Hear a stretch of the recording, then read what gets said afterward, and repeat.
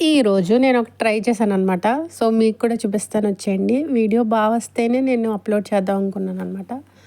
So, ఏంటంటే చూస్తున్నారు కదా! చేపల ఫ్రై అనమాట. అండ్ ఏమేమి కావాలో రండి ఫస్ట్ చెప్పేస్తాను. అల్లం ఎల్లిగడ్డ పేస్ట్ కొంచెం, జీలకర్ర పౌడర్ తీసుకున్నాను, పసుపు, సాల్ట్, నిమ్మరసం వేసి కలుపుకున్నాననమాట. పేస్ట్ లాగా చేసుకున్నాను.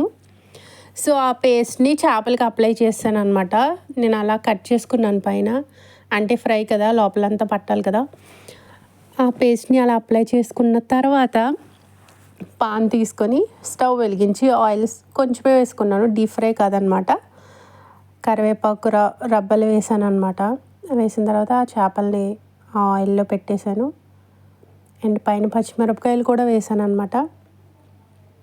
అండ్ అవి కొంచెం వేగిన తర్వాత తీసేసుకున్నాను. సో, ఇదనమాట ఈరోజు ఫిష్ ఫ్రై.